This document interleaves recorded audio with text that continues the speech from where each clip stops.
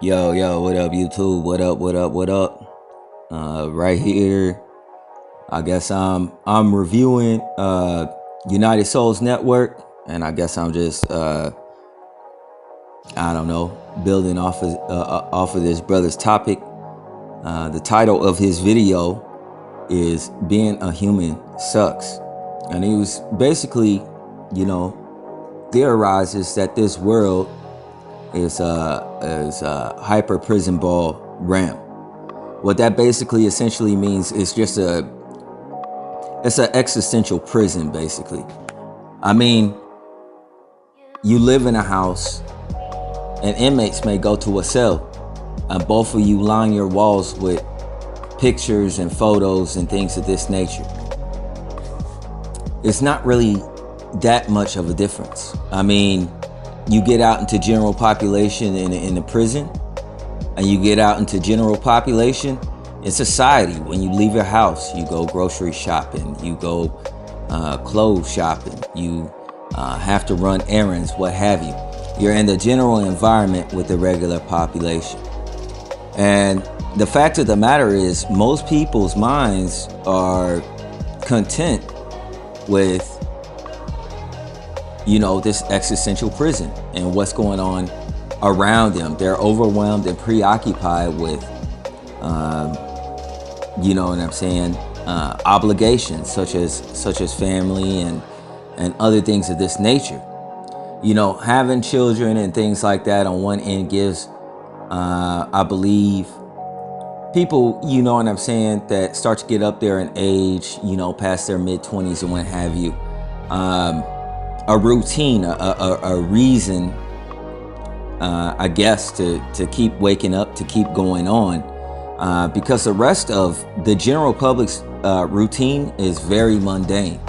It is required around the same routine, working 9 to 5 from Monday to Friday, Saturday, Sunday, you're off. And generally, you do the same things even on your off days at the same time. You generally wake up relatively around the same time within a few hours, and you have errands to run on Saturday. The Saturday's your errand running day, and Sunday's the day that many people get their kids ready for school or prepare for work the next day.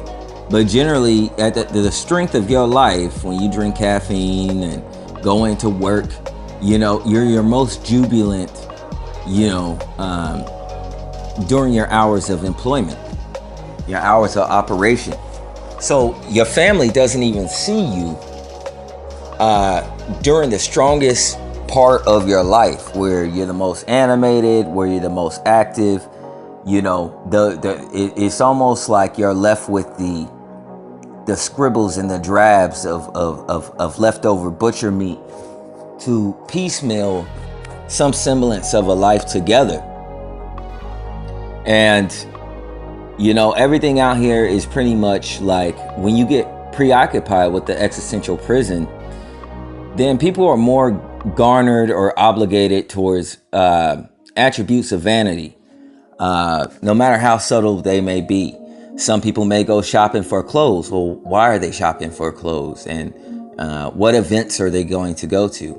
Either way, whether they have something to do or not, they are more so buying that piece of clothing, not for themselves, but for other people, right? So you become a walking billboard. You're working on accident, even, when you're off. And, social media is a lot of vanity about showing that, my life, I got this going on. And we see that, in the public, when it comes to like the media and what have you, when it comes to celebrities talking about, what type of projects that they're working on, what type of projects, what's going on in their life. This is the thing that we get scripted, usually through talk show television or interviews and what have you. But generally, the day-to-day circumstance is the same. Now, I'm gonna call this the vanilla sky attribute. And the vanilla sky attribute is the fact that when you're living day in and day out, whether the sun is shining or it's raining, right? there is a sense of deadness that comes over because everything is homogenized. It's just the same. You're trapped in the circumstance of carrying the same routine of waking up and going to work and making $1 for the man so you could feed yourself during the same hours. And generally you go to the grocery store on the same days, and you generally do the same things. Even if you were a billionaire, like the other day, I came home from the gym and I asked myself, because I was thinking to myself, man, I am exceedingly bored all the time. And boredom is a killer. Let me tell you, it is very tormentous. I got these streaming networks and I got about like 5 or 6 of them, and I don't watch any of them really. You done seen all the good movies, all the movies that are coming out now. For the most part, they're like warmed over, they're dragged. You could tell the plot within the first 10 minutes. Exactly, what's going to happen. You have no residual motive care for the protagonist of the film, right?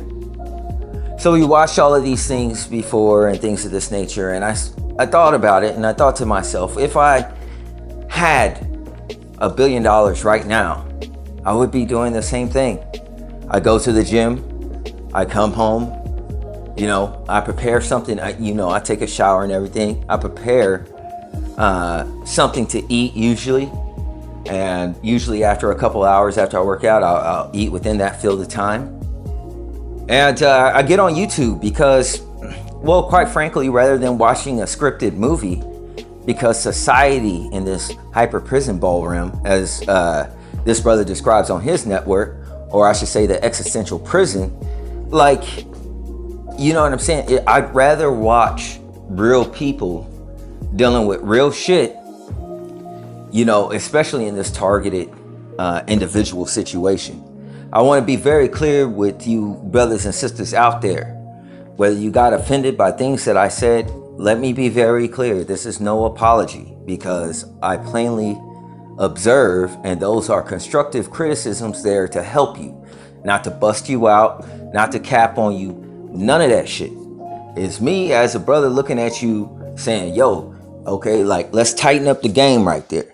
Let's go deeper into those thoughts. And I give credit where it's due, and I'm very fair, man.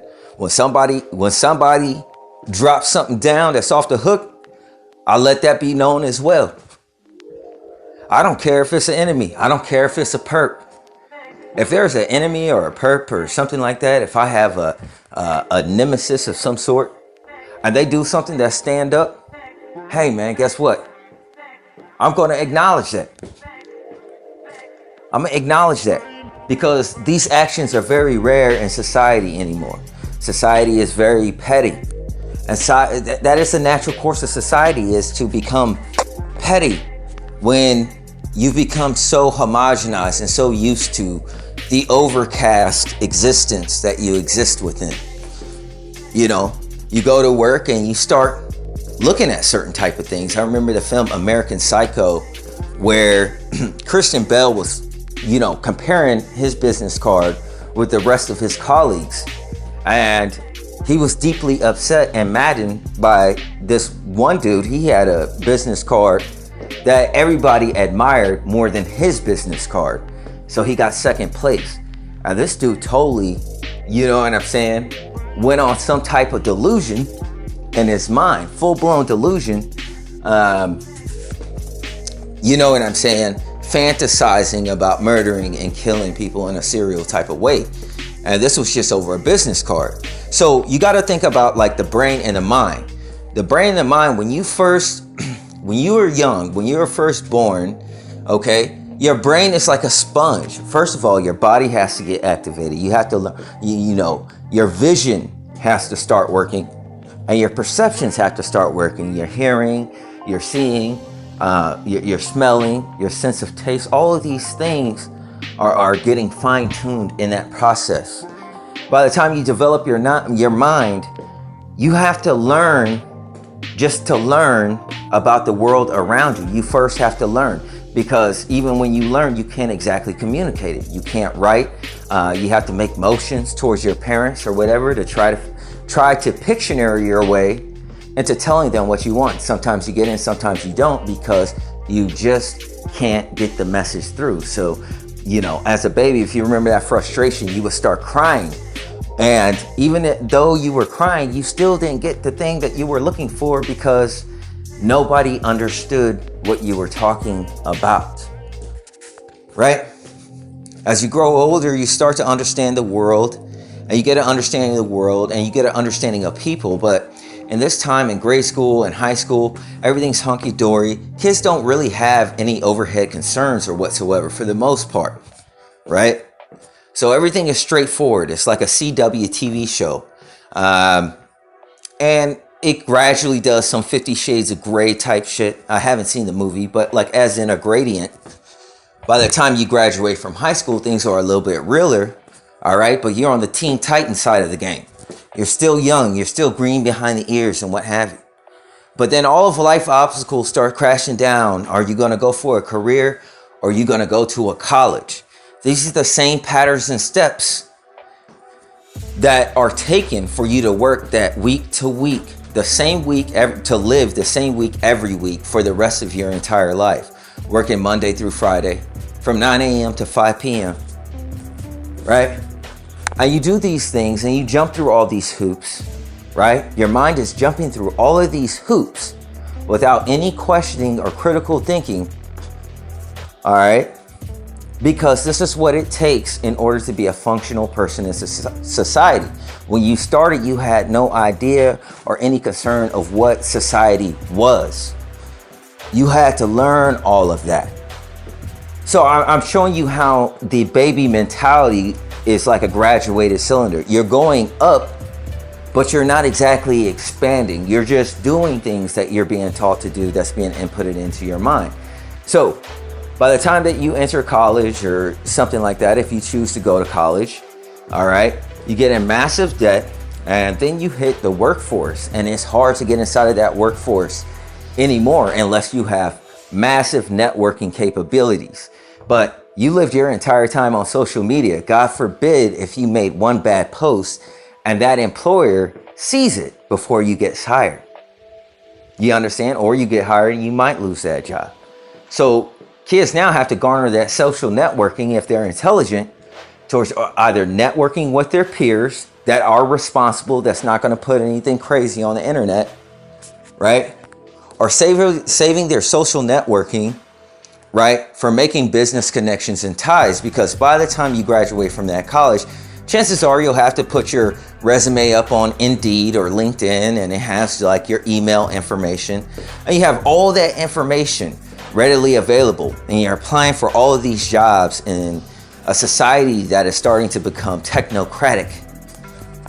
And when you exist inside a technocratic society, you got people ahead of the curve, there's many hackers and what have you, and you have to submit your applications to this AI system and send it 50 to 100 places out there to absolute strangers that have your address, that have your phone number, that have your email.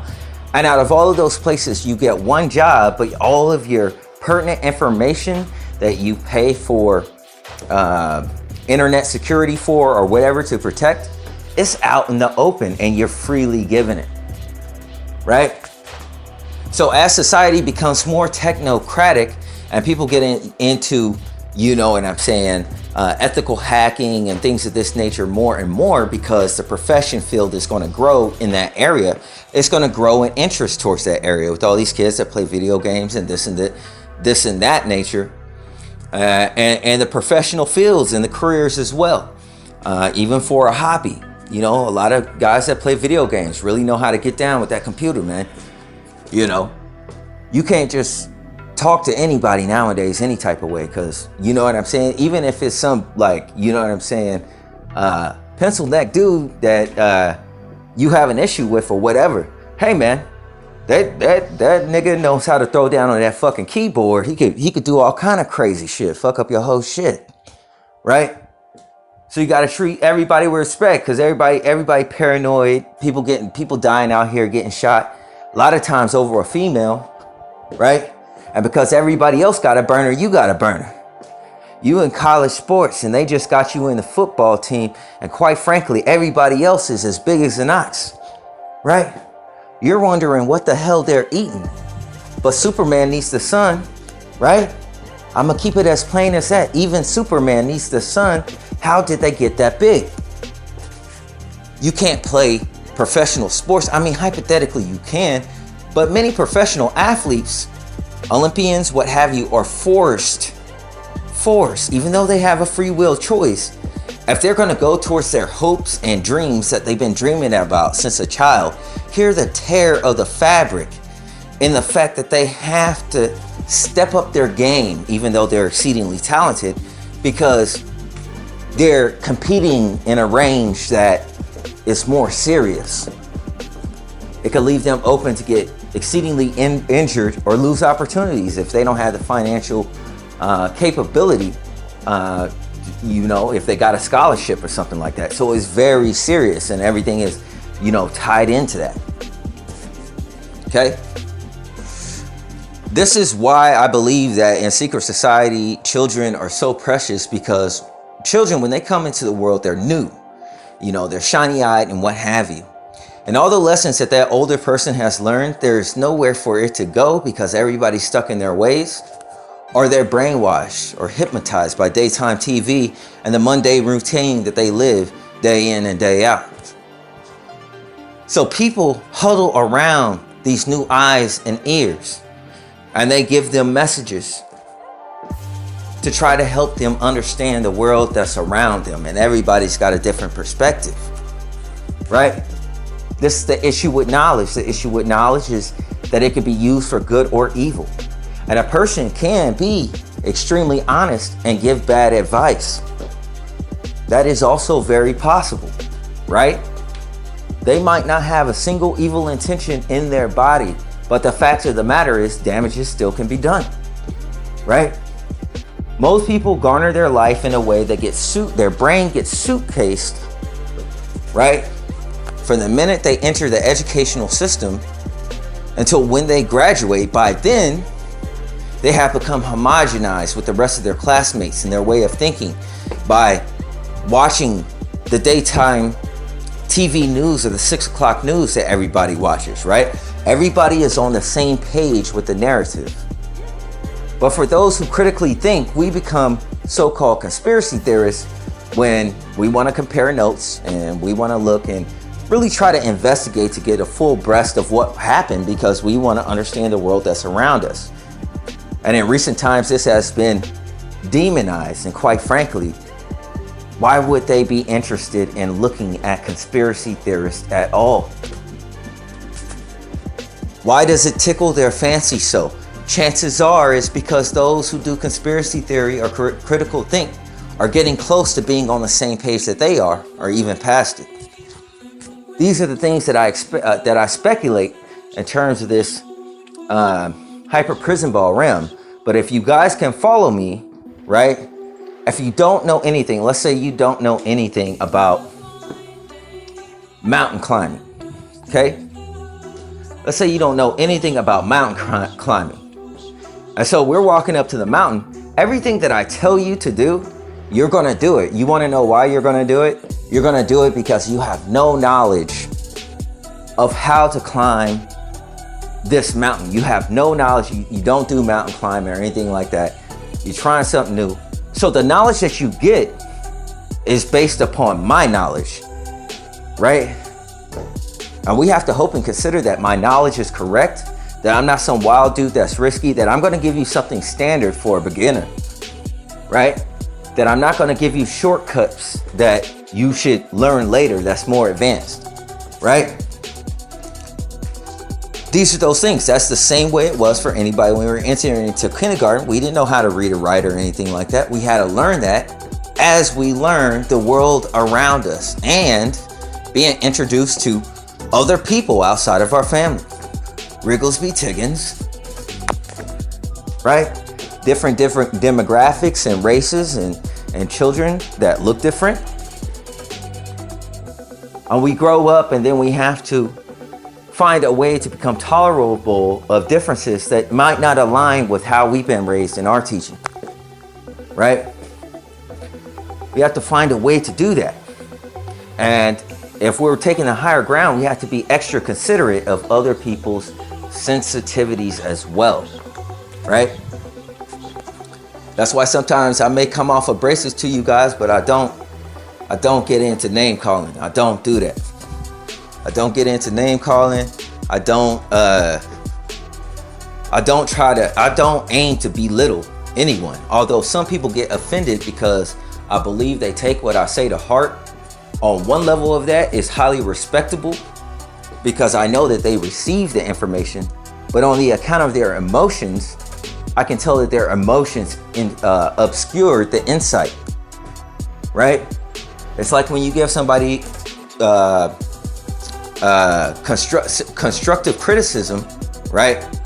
And then they, you know what I'm saying? They either get emotional and start crying or they want to fight you. That means they received what you said, but it didn't register in their brain. They didn't hear any of it. They got triggered at a certain point and their whole mind and body just locked down and shut down. You also got to look for these states and people who disassociate. When you start talking about the truth, niggas will disassociate and gloss over, either by fear of the topic or the strange phenomena or something that they haven't recognized. That, no matter how old they are, it's like them residing back between the walls of that baby. It's like them being a soul inside of a baby, right? Or a toddler, right? And they look at you and they hear you, but they're disassociated, their eyes gloss over, or they're not interested. Their eyes also gloss over in that fashion as well, right? It means they're not receiving data. They're just going along with it, trying to be, complicit and not trying to be rude to show that they, you know what I'm saying? They're listening to you, giving you, respect. So these are the things with society, but he's right. He talks about, people do not care. He's right about that. They do not care their entire life. They're content with, just going with the flow and what have you, which makes them a part of the hyperbole realm. That's what you're saying, or the existential prison, as I like to call it myself, because they're a part of the structure. All right. They're a part of the structure that regulates social awareness, social acceptability. They regulate this thing. And that's kind of like a police state because, everybody, if you're not careful, everybody for the most part is pretty much a police officer. And this is not to point at police officers. That's not what I'm trying to say. What I'm pointing at more so is a police state. Even for the police, everything that you say or do will be used against you. You are not innocent till proven guilty anymore. Not in this woke colony. You are guilty first until you are proven innocent. All right? Look what happens to a lot of these celebrities that you guys look at. I know Loki T, check out Corey Holcomb. He's guilty first, right? And then he is forgiven by the audience in time, when he explains himself. Who else is recent? Ari Spears and, oh my gosh, I can't believe I forgot her name. The other comedian, all right? The sister, Tiffany Haddish. You know what I'm saying? Everybody was going in and they were guilty first until they were innocent, right? And these are the things that made more news. The Ari Spears and Tiffany Haddish situation than there being a pedophile situation in Nickelodeon, a central hub for children. You see what I'm saying? When you talk about gaslighting, you have to understand the flow of information as well. All right? But in this entry, he was basically saying being a human being sucks because you're no different than any other object in society. You're merely just existing at that point. You just wake up, and it's difficult to get out of bed. And he's telling the truth because I can tell you that on most accounts, I wake up like 2 hours early. All right. And I'll just lay in bed for like 2 hours, literally. I'll lay in bed awake and for like 2.5 hours. And then it'll be like early in the morning. Right. And I'll like go to the gym. Because the minute I get up, I gotta go somewhere for my sanity. Right.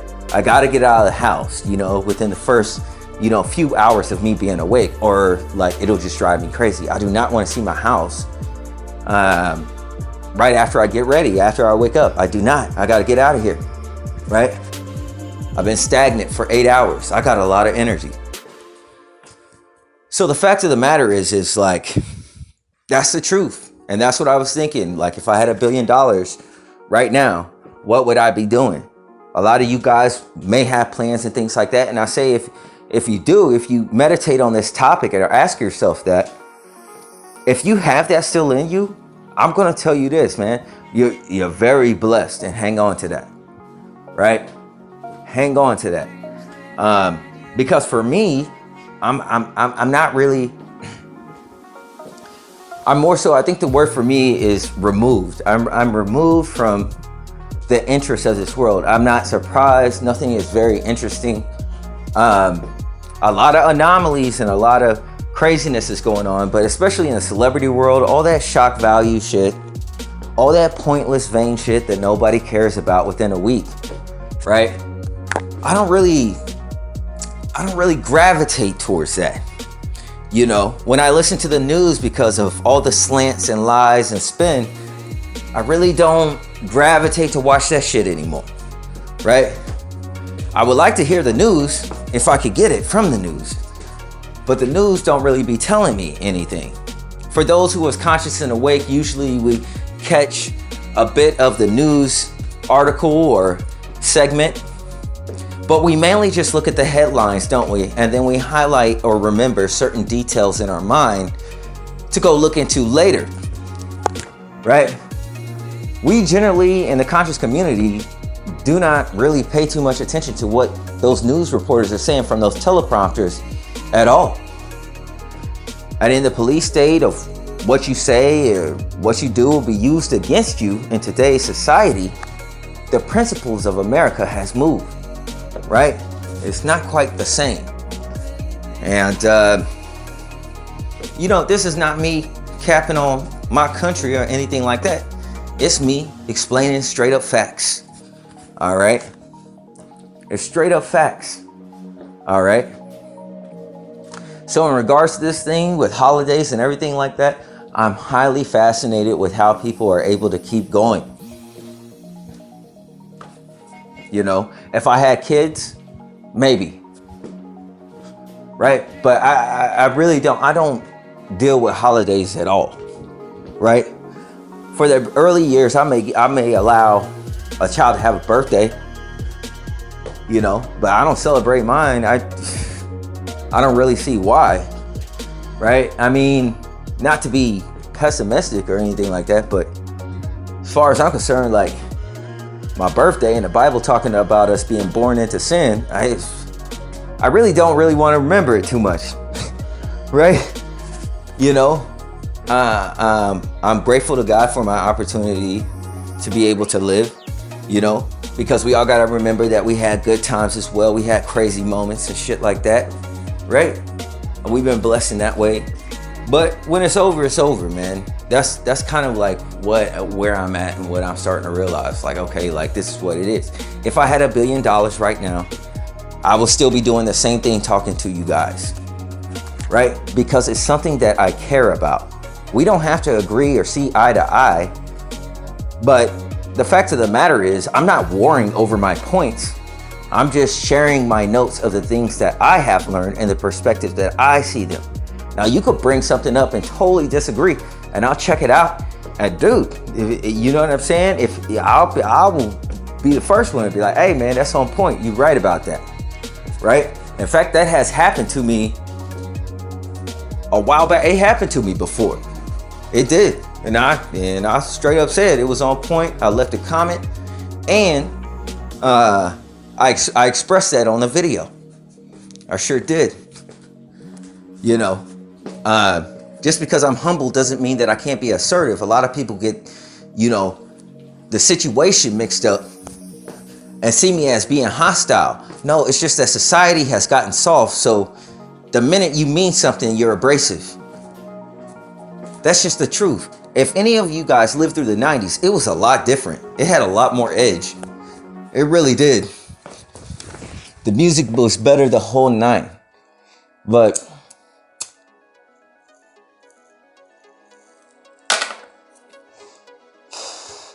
this is the dead lens. This is a dead end society. People being allegedly socially conscious or woke.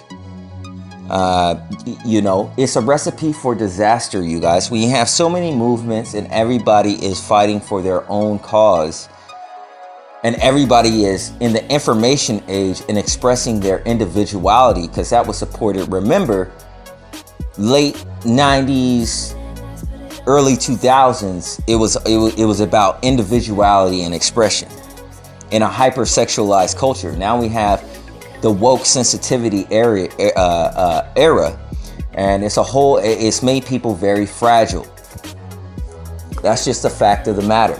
If you're woke 98, 99% of the time, you're fragile. All right, you're easily triggered and you're highly emotional. And this is a society that you live in. You have to be aware to be careful.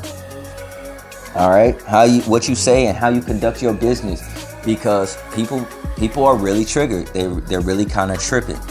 But anyhow, like I said, this brother's channel is called United Souls Network, and I'm just building off of his entry. Being a human sucks, and it does, man. But I mean, quite frankly, I wouldn't know what to do if I was something else. If I was a spirit, unless I have the abilities to, shrink down, like really, really small, like Honey, I Shrunk the Kids, and see the world from a different perspective, or even go into the micro or the microverse, like Ant-Man, or you know what I'm saying? Really be able to just fly all the way out in a space or something like that.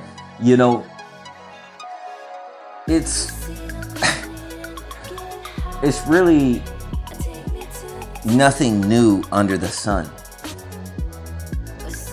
Okay?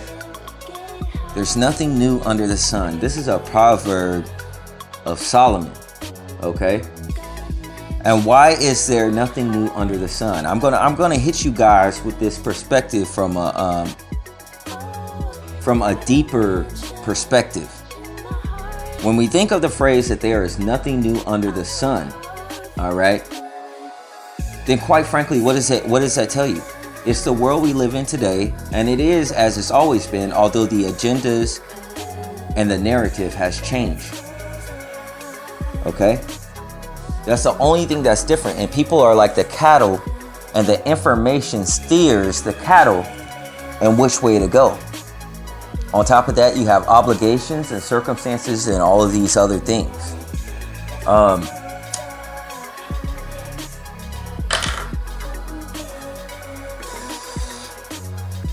When you get it, you know what I'm saying? When you understand that nothing is new under the sun and all these routines and what have you. It is also an indication of awareness, right? Because when you think of the tree of knowledge and how we're in spiritual Egypt, and the sun god is Horus, right? Then it's nothing new under that deity, because that deity operates off of knowledge. Now let me explain something to you. When it comes to knowledge sees things in a lot of times objectifiable category type ways. All right. And so whether or not you move a certain type of way based on how you look and how you act, how you behave, you are an imprint primarily at first, as a stereotype, as a placeholder. People's psychology, a lot of times, I see one black guy, I see them all. I see one Hispanic, I see them all, and they don't even be racist. A lot of time, you know what I'm saying? And I'm not talking, I'm talking about everybody, man. And in terms of people, 99, 90, I'll give it a benefit. I say 96% of the time, people that you walk across, 96% of the people that you see, you don't want to speak to. Not because you have any issue or you don't think that they're a cool person or anything like that. It's just, you can tell that you don't have any common interest. The things that they would be into, they would be into things that pertain to this existential prison. All right, or as that brother would say, the hyper prison ball realm. All right, those are the things that the thoughts will be on: chasing money. In other words, they'll have the get it mentality. They'll be talking about, mundane things. Issues. They might talk about issues they have at home or with the family, if they're talking to a close colleague or a friend. But the things get rather mundane. So especially for any of you brothers that are out there that are past 25 that are single also, you know what I'm saying? As your homies and shit like that get married, there's really no space for those conversations that you would typically have, right? So those relationships fall apart. Not to mention if you happen to be in this program, then, people turn on you and everything like that. Friends, family, the whole nine, right? That's just the truth of the matter. And then you get to the real base point of what life is when you're kind of removed from life and you get to observe it.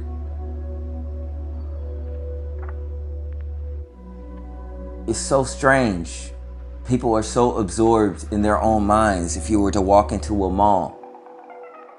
And I can see how them mass shooter situations where several people get shot. And I'm not saying that as any type of cap, but I'm just saying people are oblivious. Their heads are in the clouds. They're kind of like in a haze or in a daze or what have you, right? Then nobody would notice anything that's not outside of the outside of the norm, because everything is always normal, because nothing is new under the sun. You understand what I'm saying? So there are many things to learn. Okay, they have knowledge, but they lack awareness. Right? Nothing being new under the sun, and if somebody came into a shopping mall with, some type of crazy firearm or something like that, a lot of times it would go unnoticed, or people may see it and think that it's fake. You know what I'm saying? Nobody's really going to get the message till after the second person gets shot. The first person, they're going to be in shock, and the second person, right? Oh man, he's talking about mass shootings. I'm just saying this for the dweebs that are perps or whatever that may check out my channel. I don't own a gun and I don't plan on it. It's not personal enough for me, right? I don't have the audacity to care, all right, that deep about society. And I'm just being honest. There are things that I could see as a human being that I believe that can be heavily improved on in many places in society, but I know the people who will hear it have no interest in it.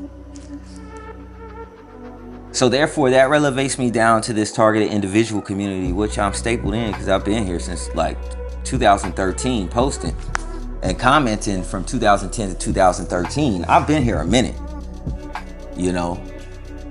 Like I said with Eliahim, he said something like, I'm like a level 5 now. I've went back and I realized when I posted a video yesterday, I had a level up series up to level 5 where I'm showing my notes and what have you.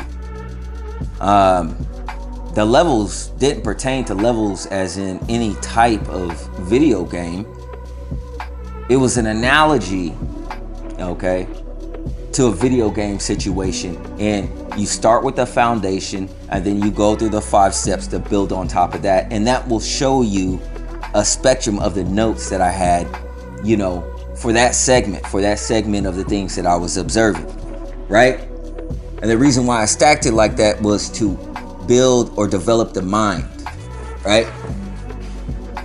But I mean, he said it as some type of retort. I don't know. I guess he, like I said, you could tell when people don't get the message, right? And this is the part of that woke fragility that I was talking about earlier, okay? Like, people are easily triggered, man. And sometimes also when you have a lot of passion surrounding the subject, you know what I'm saying? It's just passion. You passionate about a subject, you going through things, and you know what I'm saying? You feel somebody doesn't respect you or is taking you seriously. Or some people might start to feel like, well, shit, he's comparing himself to me. I don't, man. I don't. And if I did, in terms of this targeting shit, let me be honest. There's none out there. There is none out there, man. You know what I'm saying? There is none out there. I'm being 100% honest. That shit that you guys heard, the few testimonies I gave you, that's not even scratching the surface, man. You know, I ain't heard nobody in targeting talking about being teleported. You know what I'm saying? That's like scratching the surface. I done help people out of shootouts and everything like that. I ain't here to promote myself, right? All of that information and what I've been through, for the most part, I only share my testimony if there's pertinent information. But generally, you got to understand, like when you've been teleported or you had to deal with shootouts and things like that, and your life has been like a TV show damn near, and you're like, what the fuck is going on? Like, who goes through this much shit, right? And I hear people talking about, you know, color coding and clothes for 3 years. Yeah, I'm going to be deeply passionate about this shit, bro. You know, I nearly died on several accounts. I had a shotgun in my face. I had Mac 11s in my face, bro. Are you kidding me? I knew one dude that went in, he was like, yo, let's go get a coffee. He had a Mac 11 clip outside, protruding outside of his jacket, going into Starbucks. I said, nah, man, I'm fucking not going in there with that. You got a fucking clip. He was like, okay. And he went in and he got himself a caramel macchiato and shit. You understand what I'm saying? Like, then I hear what other people talking about, and I'm like, yo, man, if I shared my stories, people would think that my life was totally fake, bro. But at the same time, they never think, how can a nigga make that shit up? How can he make that up? That would be so weird. Where else have I heard somebody say some shit like this? Right? And you realize you really haven't, man. You really have not. I'm not into big up and promote my channel. I put my information out there for people who are going through it. Then if they want to take that information and stack and build on that and use it on their channel, whether they announce me or not, doesn't really matter. You know what I'm saying? I care about people getting the information that they need is pertinent. If you're trying to build your channel or something like that, I don't have any beef with that. But you got to understand that in this spectrum where everybody, started going into trying to realize who's real or who's fake, and shit like that. I mean, I never got questioned. Way back in 2013 when I was saying it was witchcraft, somebody put up a little hate video and nobody believed him. Because I resonate with the truth, man. I do. People, when they hear it, when they come out of my mouth, they know I ain't fucking bullshit. I ain't cat with no niggas, bro. Right? I don't have the audacity to care enough. I don't have the energy to fucking lie to you, bro. Right? Fisticuffs, boxing, and all that other shit, man. Listen. I don't know how to box. I didn't take no fucking boxing lessons. But quite frankly, I don't give the fuck to care to box because I know niggas go to jail. You know what I'm saying? That's what I'm saying. And a lot of you guys, you don't understand, man. You go out there, you box some nigga that get emotional, he gonna come back with a fucking gun and shoot you in the face, man. Niggas don't take the L's the same way. It's not the 90s niggas. Y'all niggas think I'm saying that to be mean. You should think about your parents. I'm saying that more like a father figure, and I ain't got no damn kids. That was taken from me. So I'm looking after you like a brother or a sister, right? Now, I know a lot of niggas in this community had issues and beefs with me. Some niggas was coming after me, allegedly. All right? But the fact of the matter is, I do not care. I'm removed, okay? So the only thing that I'm doing here, I'm still You know, as far as targeting goes, I'm not really targeting. So I've got little nuances. My targeting is probably about, I don't know, y'all, maybe 5% right now. It's virtually non-existent. All right, it's still there, but it's virtually non-existent. But once you surpass that targeting, you become blacklisted. You won't be able to get hired anywhere. Okay, not even for a part-time job. That's the game. It's like, congratulations. So you, to a degree, being blacklisted, you're targeting in a completely other different way. But you know what I'm saying? At least people aren't fucking pestering you, annoying the living shit out of you, bro. So it has its perks, it has its ups and its downs. And for me, I'm a claustrophobic nigga. I don't like a whole bunch of niggas. When you walk in the store and start huddling around me, you know, I start throwing off them vibes. People start getting a little nervous, because it's like, why you gotta stand? And niggas got proximity issues nowadays. In the 90s, you know, you go to a men's bathroom, you use a bathroom stall, right? The next nigga that come in, he's not gonna use the stall exactly next to you. He's gonna skip one stall, right, and use that third stall, unless the place is full and he has to go to that stall directly next to you. People don't think like that no more, right? It's different. It was like an unspoken law or rule. It was a social etiquette of some type of sort. I don't know. I pay attention to shit, man. I'm very observant, you know, and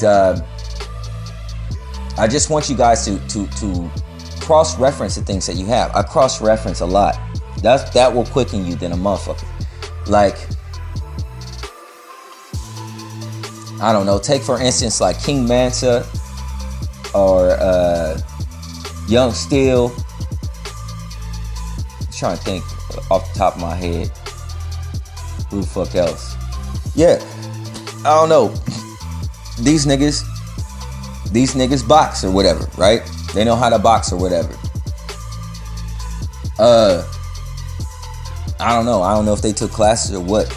I'll throw hands, but like, I don't know how to box as in being taught or whatever. It's just kind of like, I'm a scrappler, nigga. I'm a scrapple my way to some shit. Right? I'm a Wolverine of a nigga, but like, I couldn't afford the money. I remember one time I wanted to take Krav Maga lessons, and they told me in order to learn it, it cost $5,000. All right. They were like, if you want to learn like just like the tournament shit, it's $2,000, right? And you have to pay that up front. Or if you want like the live action, like combat, more of like the self-defense or militarized form of it, that shit was $5,000, man. That shit was $5,000, bro. You know what I'm saying? I don't know how much boxing costs, but I'm sure that shit costs a lot of money too. Get a boxing coach. But I just like athletics and shit. You know what I mean? But going back to this point, if you guys know how to box, how you cross-reference is, you know what I'm saying? You take the boxer's mentality, something that you know very well, right? Take, for instance, when somebody throws a feint, right? They throw a fake thing. How would that be equative to targeting or a real-world scenario? How it would be equative is a feint is no different than being gaslighted, right? So when you watch the news with the Tiffany Haddish and the Aries Spears type shit, distracted everybody from the insanity that's going on at Nickelodeon. That would be the huge issue, right?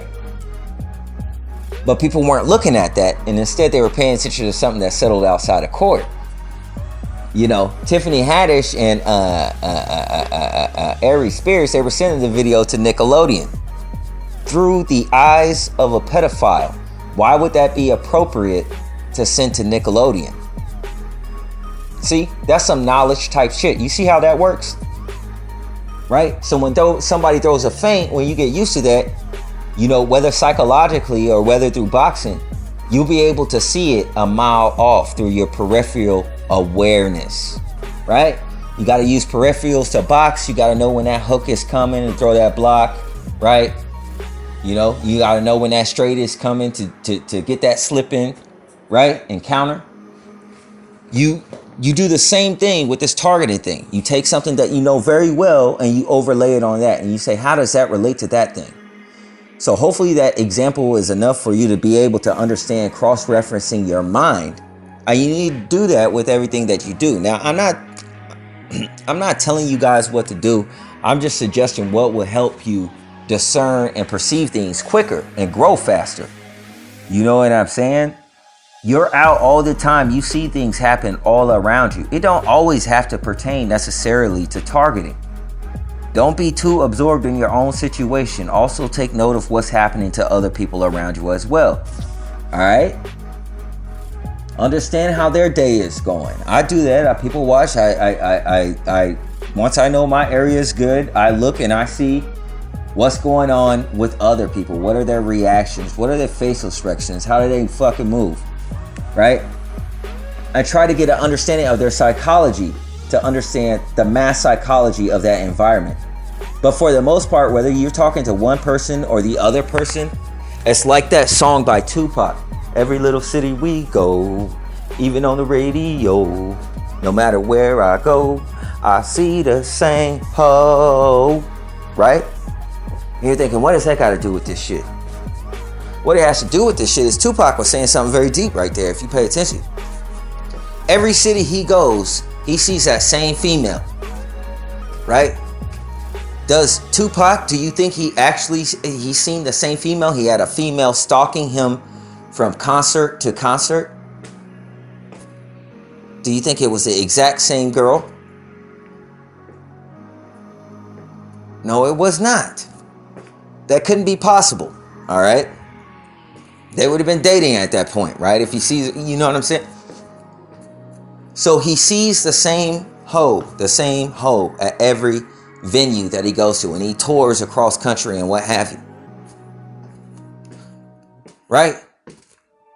Being a performer isn't the only industry that tours, so it could be quite rational, but it's just how those tour dates would line up. I highly doubt it. Some of you will get this and most of you probably will not. All right? I put that in a certain type of way. All right? But the fact of the matter is, what he's saying is that spiritually, okay, the archetype of character of a hoe, right? No matter whether she's black, white, whether she's older or she's younger, you know, the hoe tendencies come out of those individuals. And where the hoe tendencies come out of those individuals, that's what Tupac was saying. He was saying, I see that same spirit. We know that he was a Mason, so he's talking about spirits. I see that same female at every concert. I see that same groupie. She has a different face, but it's the same one. Right? Now I'm bringing up something, and I'm keeping it as PG as possible for you niggas. I had a girl back in the day, man, and we were close, man. We were real close, okay? Oh, man. She was an awesome girl. But I had to move, man. I had to move, and I didn't really believe in long-distance relationships because things come up, and I didn't want to put myself over the fire, right? Over the fire and the pressure of even accidentally cheating, because that's something that I don't have pride, but I pride myself on. I have never done that before, right? All the wild shit I've done in my life, that shit I have never done, right? Where everybody respects others for being how they are, I respect myself for being base and being square as fuck. Why? It gives me a better perception of measurement of my environment around you. I'm a black dude that grew up in the heartland of America, and therefore I sound white, and I don't have the accident or swagger that niggas have. Though I can communicate with my own, right? I can also communicate with others. I treat everybody the same. I don't have to change. I'm just base and stock. So anything that moves from that meridian line, that old normal, not the new one, then quite frankly, I can measure it respectively. You can do the same thing from where you stand, right? And widen the scope, because the knowledge that you have is different than the knowledge that I have. You know about different things and different industries and plugs and things like that, whatever it may be, you're going to recognize other things, right? you're going to recognize other things, and you can measure things from where you stand as well, right? It don't no matter what it is. Your perspective, because you don't fit into the mass hive that we have in the earth here today. And the hive mind is just basically the echo chamber, all right? The echo chamber of the existential prison, all right? You know, everybody watching the same news, the same television programs, the whole nine. All of that is getting tattered into the mind. They have the same education, the whole nine. So really you have a uniform society that you don't fit in. So your perspective and your perception is going to be very valuable. The only issue is that you limit yourself in speaking on things because you don't find it to be pertinent. Even the way you see something, you may see a tree off of the distance, and the way the sun is hitting that tree, it may appear to you a certain type of way that is different than others.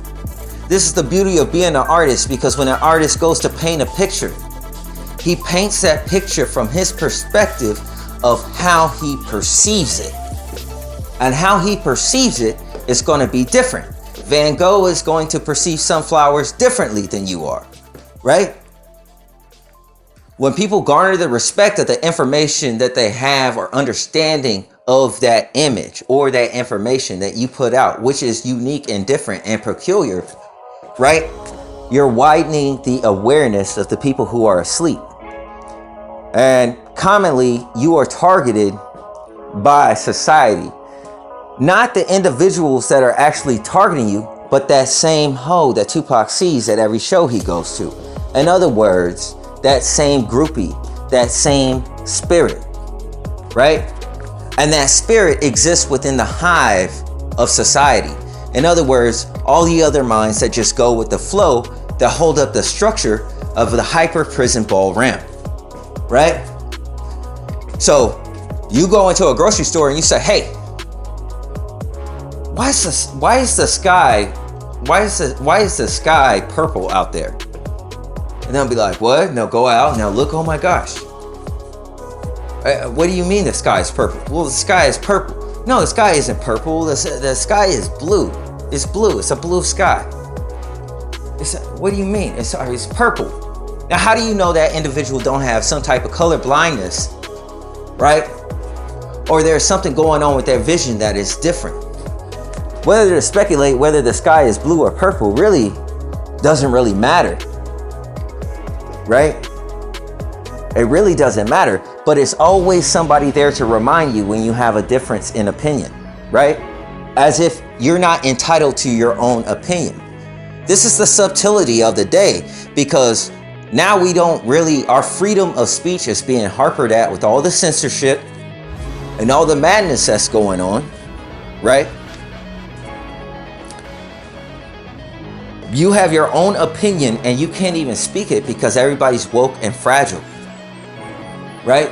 You can't promote individuality within a social media dynamic where everybody has access to this information in a world full of movements that is woke and fragile. It's a recipe for disaster.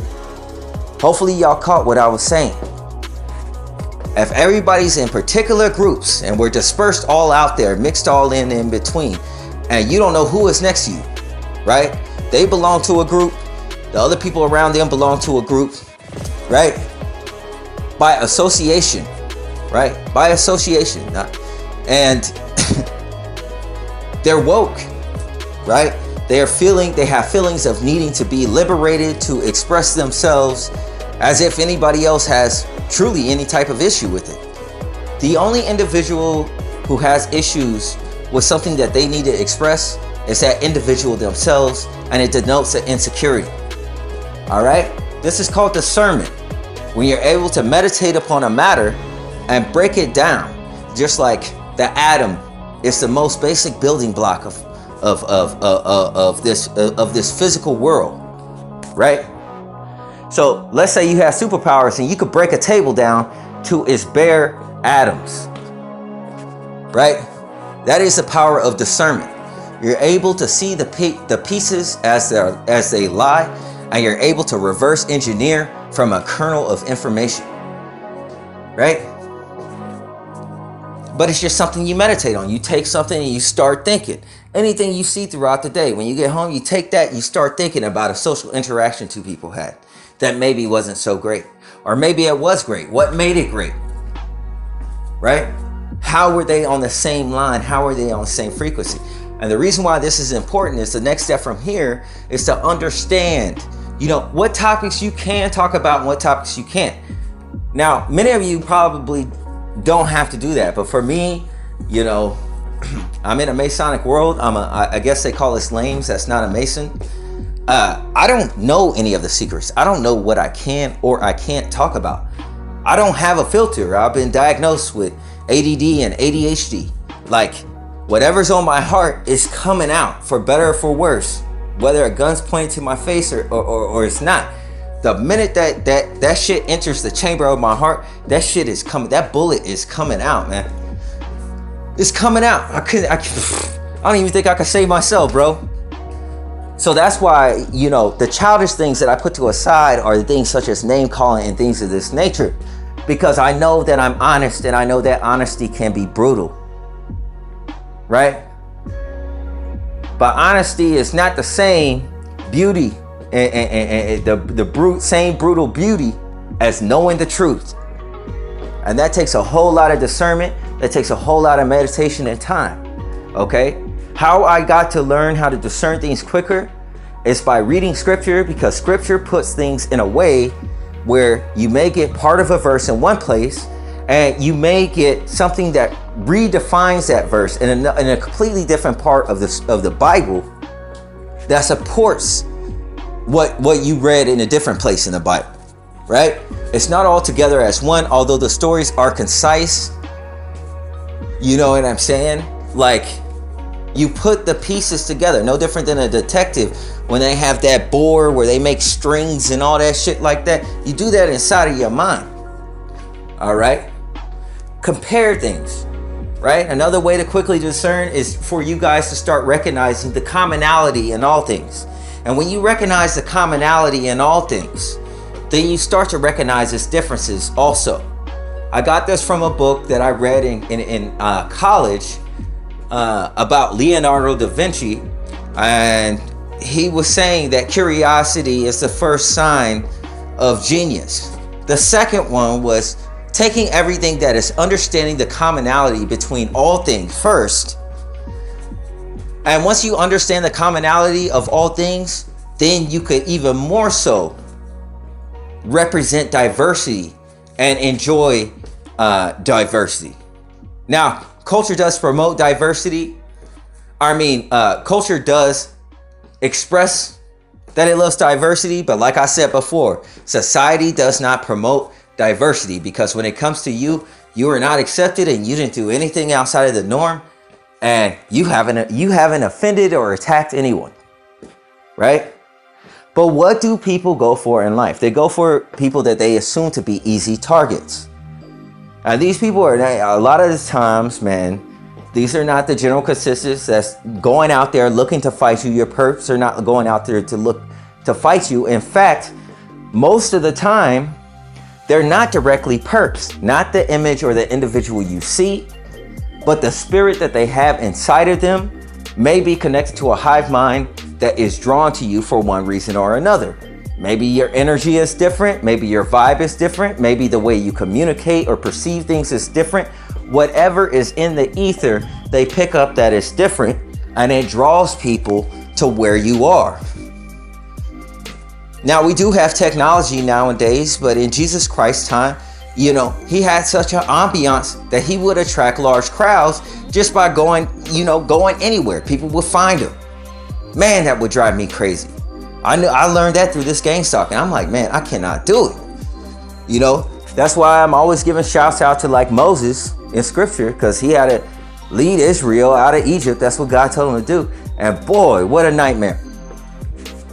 The last thing I would want to do is babysit a whole bunch of adults that need to be birthed, man. I just can't do it. I don't have the temperament for that shit, man. Like I can hang for a bit, right? But after a while, I need that 15-minute break and a couple Black and Miles and shit, right? God bless Moses, man. First thing he probably asked for when he got to heaven was like, hey, anybody got any Newports? 1,000. Hey, man, you want to talk about stress?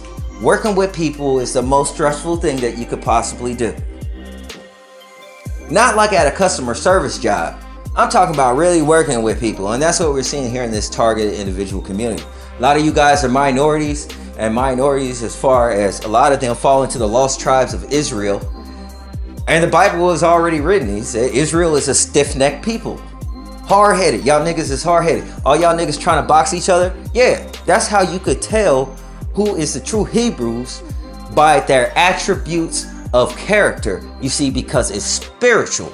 Abraham has the chosen spiritual seed. Yo, race and shit like that, that Old Testament shit, that part of it don't matter. It's not about the superficial things. You see, we as Israel, we kind of fucked that up in the Old Testament, right? Then Jesus Christ came and he opened the door for all people. So their attributes of character, how they conduct and carry themselves, all right? Their ethics and their morals, the whole nine, right? But the attributes of those who are specifically Israel, you're going to see it. Even the point where it talks about many sisters may have more of a difficult time growing their hair long. It talks about that in the Bible. It's one of the curses of Israel. If you have a difficult time doing that, then you're probably part of Israel. That is part of the spiritual curses, right? It is the upside down kingdom. So the only way that you're going to see Israel is you will know Israel more so by its curses. So when you see the others that are exceedingly blessed and very rich, living in lofty places overseas, right?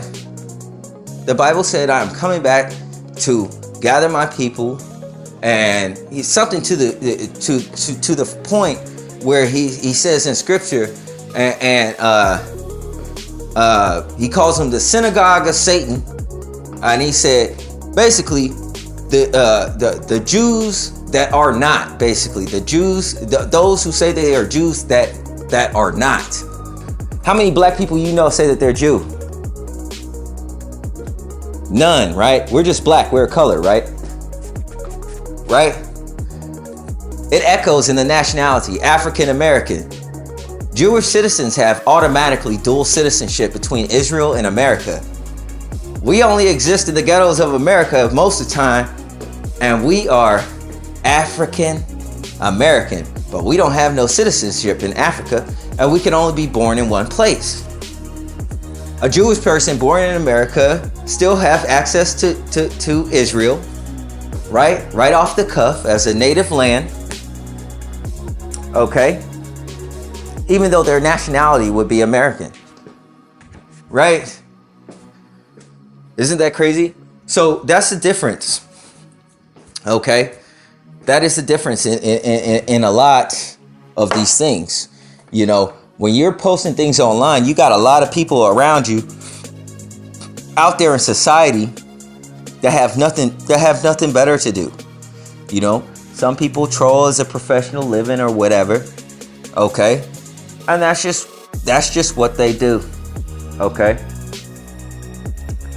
And so I think that's all I want to comment on this video for this part. I also seen a snippet, man, of Nerve Gorilla. I don't know who he was dissing. Maybe it was Broken Matrix or whatever. Somebody filmed a star, man. It wasn't Broken Matrix. It was another brother. I can't think of who it is. It might have been him. I'm not sure. I don't remember. You know what I'm saying? But he was saying that the star that Helm seen in the sky was Jupiter. Nigga. The human eye cannot see all the way out to Jupiter. I promise you that. Right? In fact, the stars that we see in the sky, you know what I'm saying? A lot of times, man, they're not even there anymore. We're seeing some type of residual thing. And I'm saying that to keep it respectful. Right? Because I don't, you know what I'm saying? I've learned some things. I don't talk about everything. Not because I'm afraid to or whatever, but out of respect, you guys.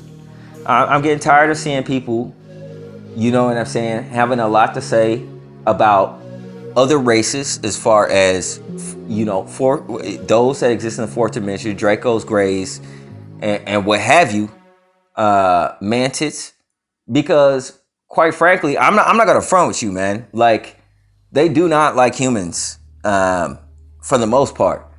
But I haven't met every one. I have not met every Draco. I have not met every Grey. You know what I'm saying? It's the same as if somebody has a problem with you that they project onto you because someone of your nationality gave them troubles before, right? So what you're exercising is a prejudice and a form of racism. This is true racism because the human race has tribes. So you have to go outside of that phyla in order to understand. If you were looking at a scientific table, you have to go outside of that to recognize that there are other races besides humans. When people come to recognize that, they're doing no different than Adam and Eve in the Garden of Eden, and they're blaming, you know, you just made a new discovery and now you're blaming everything on different races. You're causing a bigger problem. You're causing more of the enmity. I would promote this question. Are humans any safer? Are gray aliens piling up in cars and doing drive-bys? Chances are they're probably not. They wouldn't really have much interest in that. Respectfully, right? You know, especially the guns. Our guns are a little bit laughable. They're a little bit dated, you know what I'm saying, to more advanced civilizations, right? You know what I'm saying? Those races and species, they got shit out there, man. They can vaporize your ass, nigga. Straight up, remotely. That shit, they got some dangerous shit, bro. The technology is different, bro. They ain't gonna fuck around with some AR-15. You pull out AR-15 on an alien, nigga, extraterrestrial, bro. You might win, cause they probably fall over and start laughing and shit. They gonna be like, guys, damn, this dude pulled out a stick. You know what I'm saying? Pause for you niggas that's tripping, right? So the fact of the matter is that's what it is, you know. In other words, to put all serpents in a like in a tote, like in a box, you know what I'm saying? The same way that you don't want to be put in a box as an individual and say that they're all this way, then you know you are exercising a form of prejudice, right? And if somebody wants to go back through Genesis and talk about this or refute this, I'm free for discussion. Like I said, man, I got a learning mind, man, right? I'm just active. Don't let the voice fool you. I'm very outspoken and I'm passionate, right? So let's go back to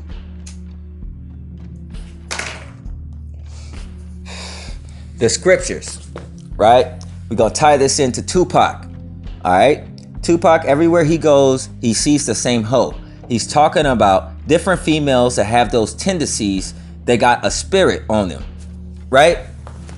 They have a spirit on them. No different than somebody says, I don't feel like myself today, because they have a spirit on them, right? So he sees different women that act the same. In Ezekiel chapter 38, okay? In Ezekiel chapter 38, a man comes upon, all right? It says the son of man comes upon the king of Tyre, and he laments to him. In other words, I'm not sure exactly what lamenting means, but he's kind of, I guess it's kind of prophesying a little bit to the king of Tyre, all right? And he's telling him, you were decked with the most precious stones, okay? Think of Thanos in the Gauntlet Glove, right? You know, and he starts naming all these stones, topaz and ember and all these precious stones and minerals that are of the earth, right? And he was saying this angel was decorated. You know what I'm saying? He was like a light being of some sort, right? He was shining, right? So he was decorated with these stones. What do the stones represent? Okay, the stones represent, to tell you guys as an attribute, the stones represent the scales, okay? The scales of the red dragon, okay? The red dragon, his scales are like precious stones. They're like diamonds and stuff like that. He's probably like when you see those cars that have that cool iridescent color, that red, but it has like that shimmer and that paint where it kind of changes color and shit. That's kind of what I get from that depiction, right? So he's talking to a king. This is a human man. And he said, I seen you in the Garden of Eden. What is he saying? He's saying that the resolve of the man, of the king of Tyre, was no different than that serpent, right? That serpent, not plural.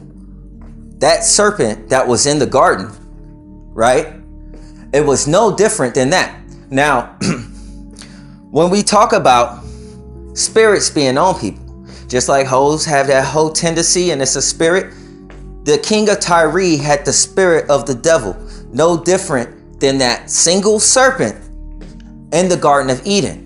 How do I know that when it says the serpent, it's not talking about the entire classification of serpents? Well, the devil could only be one place at a time. He's not Christ, right? So he's only going to be possessing, pretty much like one body, right? So that's why the Lord said in Ezekiel 38, I have seen you in the Garden of Eden. The king of Tyre, he did not exist during the Garden of Eden times. He was not even around, right? But the spirit that was in him was, okay? His resolve, his psychology, the psychology of his mind, the way he thought, the way he conducted himself and his business, all of his ways, all right? There was a corruption to it, as in the same as the devil and the same as that single serpent in the Garden of Eden, okay? That's just the truth. So you guys got to be respectful to everyone. I don't care who they are, right? You got to be respectful to everyone, all right?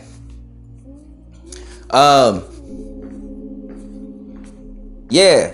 So you see how that ties together from the Tupac song and how that helped me. You see how I cross-reference that and it helped me to understand that Bible verse, right? That typically people will say, well, that kind of doesn't make sense because the king of Tyre wasn't alive. That was, hundreds of years before he was even around, right? When Peter was going to stop Jesus Christ from being taken by the Roman soldiers to be crucified, and he cut a dude's ear off, right? He was fighting, you know what I'm saying? He cut a dude's ear off. Like, nah, you ain't about to take my homie up out of here, right? Christ turned to Peter and said, get thee behind me, Satan. The word Satan means adversary. That's what it means. It does not mean an actual being. It's more of a title. What position are you playing? If you're playing the position of an adversary, all right, then by your intentions, you are a Satan. No matter if you're human or if you're Draco or if you're a mantid or if you're a gray alien, right? It's a classification of character. All right. So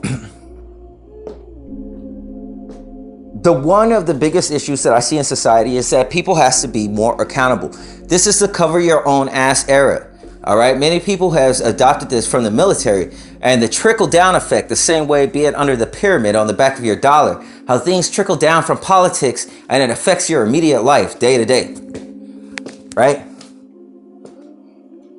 It is the same thing. And so we have to work and be careful with the information that we put out, because that can open you up to having a lot of problems later down the road, right? You're posting this on the World Wide Web. There's a record of it somewhere, and someone can find it, even if you delete it. Right? You know, it's like, oh, it don't matter to me. Right? How many of y'all niggas know Crip Matt? Crip Matt, 55th Street. Right? 4 months ago, they say he got DP'd for some shit he did when he was a young kid. He posted some shit up long ass time ago, and they jumped him. He took that shit like a champ though. That dude's pretty solid, man. You know, it's a big boy. But yeah, some shit that he had long, you know what I'm saying? He posted that long time ago. He wasn't even talking about that shit no more. Right? Many years ago. Right? His homies found it and used it as an excuse to jump the shit out of him. Alright? So you gotta be careful with what you put online as well. Not just for now, but for in terms later. I talked to some of y'all. Some of y'all said, well, I don't care if I put this out, this, that, or the other. And it's like, the things that I put out, they're overcame. Meaning, I'm not still regarding in that same fashion, doing the same thing where it could be used as some type of evidence to hem me up. You know what I'm saying? I grew out of it. I'm not telling people about the current business that I'm conducting, you know what I'm saying, right now and shit. I don't fucking do that. I wouldn't allude to it. I wouldn't hint to it. And for yo alphabet agency ass niggas out there that's look at my channel, no, I do not sell drugs. And I know that a lot of those alphabet agency niggas be on a whole bunch of them. I'm just being honest. Think about it, man. What would make a good DEA agent, right? Could I be a good DEA agent, green behind the ears, going into a real live field, right? Not even knowing the temperature or how my mind would operate under a certain substance. Of course, you're going to get tested, right? Let's be honest. This is not to say that all the people are on there, but when you in the field, man, that shit is different. Those dudes really got to do it, right? Tropic Thunder, they got to go full retard, 1,000. That's a hell of a job, man. It's a hell of a job. I could say nothing. Can't do that job. You know what I'm saying? Can't be a police officer. I wouldn't be too good at it, right? Can't put no pistol on me, man, right? I'd be like Doc Holliday from Tombstone and shit. Right? Just here, if I even get a hint of some shit, I hear some screaming down the street. Pop, pop, pop, pop, pop. I'm shooting out that 6-shooter, nigga. Right? I'll get around to the questions. Right? I'm be honest. I'm alert like that, man. I'm a squirrely nigga. I gotta know my weaknesses. Sometimes knowing your weaknesses is what makes you strong. All right? And in this situation where you're dealing with something with such omniscience, right? It is more better to know your weakness, okay, than to know your strengths, because your strengths are already standing front the line. Now you got to work with your weaknesses. And for many of you niggas, just like me, whether you admit it or not, man, women, man, they'll get you. They'll get you every time. Cute girl walk by, man, you forget everything. You forget what day of the week it is. You don't know what the fuck is going on. You just stuck on stupid. No, try that for brainwashing. Right? Huh? They all could do it, whether you're attracted to them or not. Isn't that crazy? They'll come around, they'll wear some crazy ass fucking perfume. That shit'll fucking punch you in the nose. You're like, hold up, nigga. You know what I'm saying? So, I say this shit to you guys like I say every time with love, man. Right? We don't gotta see eye to eye on everything. But the videos I drop are loaded, man. They loaded with game. You see how I just, I watch that brother's video. His video is like 15 minutes. I watched that, and just off of that one video, look, all this build came out, right? This is what I call building, right? I'm stacking on top of that. I'm confirming what he said. I threw a whole bunch of other stuff in there for you to think about and cross-reference, because just hearing this information, you guys, does nothing for you if you're just like, oh, I know a piece about the Bible. See, that's a way of thinking. That's a knowledge mentality. Wisdom is when you could take that knowledge that you learn and cross-reference it over. So, it's like this. The next time you get into an environment and you see that same hoe, maybe you think about that Tupac song and it triggers you. And you start to notice, this might not be a good situation. There might be some tendencies there that you might not need to get yourself involved with, or a person. You see what I'm saying? Talking about the spirit or the attributes of the character of an individual will make you grow exponentially quick. I suggest you listen to this more than once. Take notes if you need to. I ain't saying that to be cocky. I know I'm heavy-handed, man. I drop dimes on this motherfucker. Right? Peace and blessings be with all of y'all, man. That'll be it for this segment right here.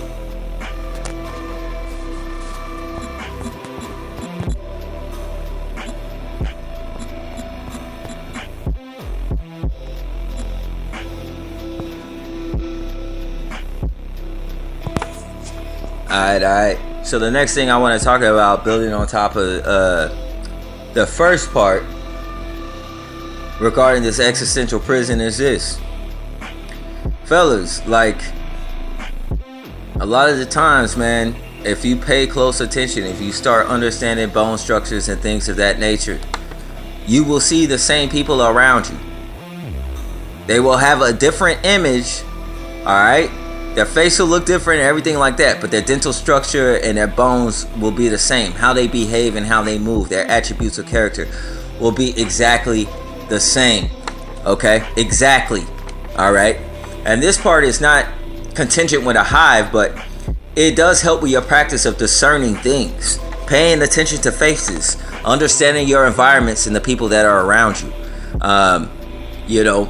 You may end up, you know what I'm saying, if you're not careful, and which is not really possible to be careful, like you guys are defenseless, you could end up dating somebody that has been studying you for months on end, around you, following you in the grocery stores and different places and things like that, until they learn enough about you. And then it's like that film, The Adjustment Bureau. You end up marrying that person, and you're in love with that person, and to that person you're just the job.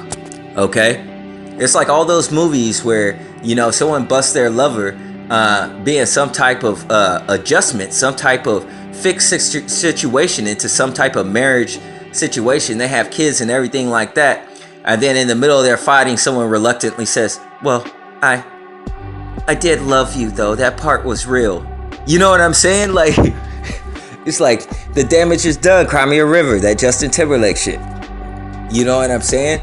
So you got to be very careful around your surroundings, especially at the same time. If people have cloaking devices, or people are able to shapeshift or something like that, you may have a girl that look, like her when she's around you, but she could switch up her image the minute she gets outside, be talking to some other dude, right? Why is adultery so rampant? Why is there an Ashley Madison website, a website for cheating on your spouse?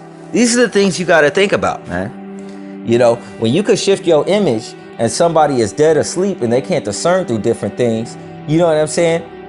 That girl could be running all over town and shit. And the same with these niggas out here too. You know what I'm saying? So it's just one of those things, man, where I'm just putting it out there so that you guys can be aware of it and be more careful. Every little city we go, even on the radio, right? No matter where I go, you know what it is. You know what it is.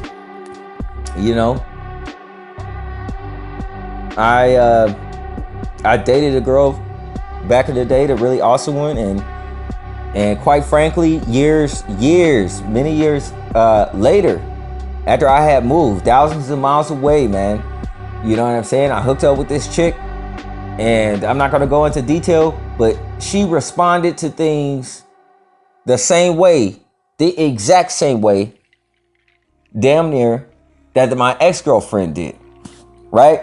It was as if my ex-girlfriend's spirit was inside of this other girl. I wasn't like tripping, like, when you see movies and shit, and then niggas, you know what I'm saying, say the wrong name. It wasn't that type of shit. It was literally like her responses and her behaviors, all right, during that interaction was practically the same, and that really freaked me out. Even the way that she would like hold my hand and the timing of when she would do it, right? I really, like, I guess it ain't no way not to incriminate yourself, but the fact of the matter is the reason why I bring up this detail is because it's an intimate detail that's intimately close to me that corresponds with the last thing that I told you. All right?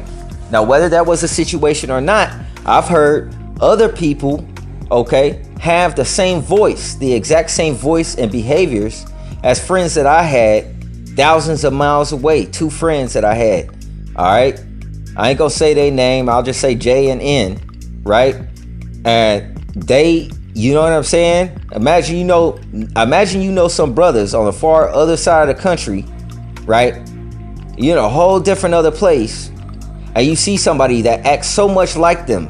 2 people, and they're friends too, and and you see 2 people walking together that acted exactly like a couple of your friends that you knew back in the day, and played off each other's words and everything just like that, with the same vocal incantations and accents and shit like that, right? That spirit of those people were in there. You know, I knew a dude named Yu. I used to date his sister. He was a good friend of mine. You know, one of his common phrases that he used to always say is asshat. I'd never heard that shit before. I thought that shit was funny as fuck. He would call people asshats, right? And, you know, down here, you know what I'm saying, thousands of miles away, all these people are on the left coast. You know what I'm saying? On the left side. And, you know, that the one person in my new environment uses that same terminology and phrase, asshat, right? So these are the things that are very specific that I would call like targeting. And many of the times these things run into areas where it's like, you just can't talk about it, because that gray area, right? That's when you know that you're God, because you can't talk about many things, right? It wouldn't even be acceptable to put on a platform or whatever. So, I mean, it's just one of those things. This is all we have is the internet, is talking through the airwaves, I guess you could say, from long distances of space. We have to communicate these messages to one another, right? Without incriminating ourselves. You got people that's ready to put you up there, stereotype you, say you're doing some illegal shit. You got, you know what I'm saying, all these movements that's ready to look at you and say like, oh, this dude's a chauvinist or this, that, and the other, right? Because people, that's what people do now. There's so many judges, man. People judge, right? They don't have any discernment or critical thinking skills, right? That's why they're mad at you, the conspiracy theorists, right? You know, it's okay if you have a theory and it's science, but if you have a theory and it's scientific, then that couldn't be a conspiracy, even if it's only a theory, right? Could not conspiracy theory also be scientific theory as well? Technically it could. If you have facts like mine, a lot of shit, I back my shit up with a dense load of facts. You understand what I'm saying? So these are things to pay attention to around in your environment. And quite frankly, I've been talking on this joint for damn near 2 hours, and I really wasn't going to talk to you. I mean, it ain't like that, but I wasn't going to talk that long on here, man. I was just, you know, going to run through things quickly and you know what I'm saying, be out. But I think I'm gonna call it to a close, you know, for this today. And then I will reintroduce some more topics at a later time. Peace and blessings with you, brothers. And pay attention to what I say and listen to this joint more than once if you need to, if you didn't metabolize all the information, because there's a lot in here. All right? When you read the Bible and you study the Bible, no matter you're reading the Old Testament or New Testament, you want to take the context of that Bible, the fruit of what you read and what you digest, and you should be able to metabolize it so that when it happens in your environment, it will trigger you to recognize it, right? That's how it works. That's how you walk in the power of spirit, and it will sharpen your discernment, right?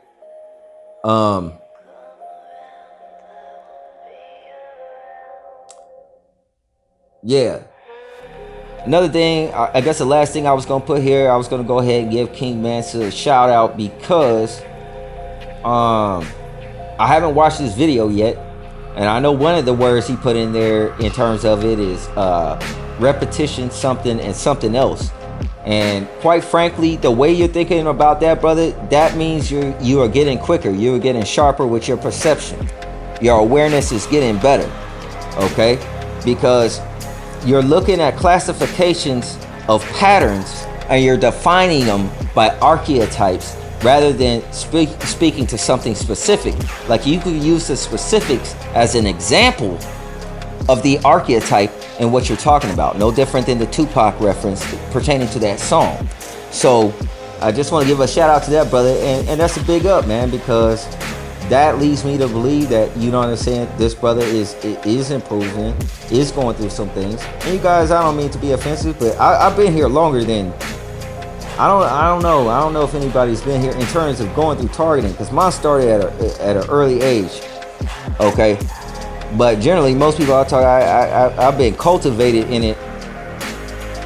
It seems like for a while longer than most people I come across.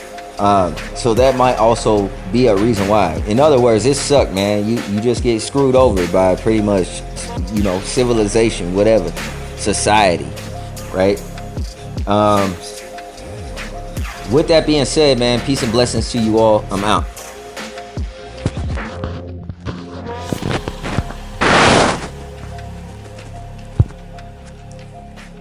All right, man. For this last little bit, man, I'm watching King Mansa's video. I'm probably not gonna build on it right now. But he got a video called Mocking and Mimicry, and he has another one called Frequency, Repetition, Consistency, Neurolinguistic Programming, Classical Conditioning, Sensitization. Okay. And the mimicking and mockery, I'm just going to say this, brother, that, you know, a lot of the time the ordinance in which your mind functions is within a collective mind. Like I said, your thoughts reside on the fourth dimensional plane. When you have a thought, it actually emits low magnetic frequencies, the same as like the weapons they say that people are hearing voice to skull with. But the fact of the matter is your thoughts are low magnetic frequencies. Telepathy would be also a form of this sensation, hypothetically. So when you're going to the store and you're going to, you said you were going to pick up some soup, you know what I'm saying, that there was a gentleman there waiting already. He had grabbed 3 soups to buy for himself, right? And he smirks, right? And the thing I guess I wonder is whether he smirked before or after you picked up your 3 soups. Because if you picked up your 3 soups first before he smirked, then that would be a commonality thing that he would just be, you know, could potentially be laughing at, because it was like holy shit, you know what I'm saying, this dude is getting exactly the same thing. If it isn't a basis of commonality in that way, that would be more circumstantial or synchronistic. I would say that was a situation that happened outside of your hive, outside of the hive mind situation. Because essentially, man, as you go up in levels or whatever, not levels, I don't know how to explain it, dimensionally or whatever, there is a collective basis. There is a collective mind. That's how sigil magic works. And I'm not saying that man did sigil magic on you. It's just a situation of telepathy. You could have a strong thought that's so strong that somebody else can pick it up. Doesn't necessarily mean that you're telepathic or anything. But if there is a hive mind and that hive mind, you know, is poking fun at you or giving you a hard time or some shit like that, then that's something that they will, you know what I'm saying, they will do. You know, in other words, you know, if the hive mind recognizes that though your thoughts may be able to be perceived in terms of the echo chamber or the prison ballroom, right? I'm going to build on top of what we already have established, right? Most people operate You know what I'm saying? With that same spirit, got that same tendencies, right? Because it's collective, right? It's homogenized. And you're getting targeted, you know what I'm saying? Because you think different, you move different. And these are spiritual phenomena. These are spiritual things. You know, there are people who could walk around and spirits that could walk around, they could see your auras and the whole nine. You could gather a lot of information from there. Now, I know this sounds like madness to you, but these things are true, and you can also research these things, brother. But that's what happened. That was a short transmission between you walking into that store. The minute that you walked into that store, what you were going there for, the entire time that you're walking to that store, you have concentrated in your mind, or maybe even up until, you know what I'm saying, earlier in the day, or maybe even yesterday night. You like, you know what, tomorrow I'm gonna go get them soups. Some soups is fire. They off the hook, right? So you carrying that shit inside of your mind all day because you have to remember it. What is that? That's a concentrated thought that's pinned up in your mind permanently until the task is done. And when that is pinned up inside of your mind like that, and you concentrate over those thoughts, and you have a strong enough thought pattern to not be, you know, corralled into the hive mind, then quite frankly, that is also a thought that can be perceived by people who have spirits that are more sensitive to that phenomenon. So when you got to the door, right, imagine a jolt of electricity, all right, a thought coming out of your mind like, right? That's like, and pause, not, you know, that's like a relief type situation. Like, yeah, you know what I'm saying? I could take a breath of fresh air. I could exhale. I made it to this store. Now I could get these soups and go on about my business. I don't have to remember this shit no more. Well, you've been concentrated just like juice, right? When you put water in that shit, this shit be concentrated. But you could get that juice also, or you could get that juice also, that shit that's frozen. You know what I'm saying? And it's called concentrated juice.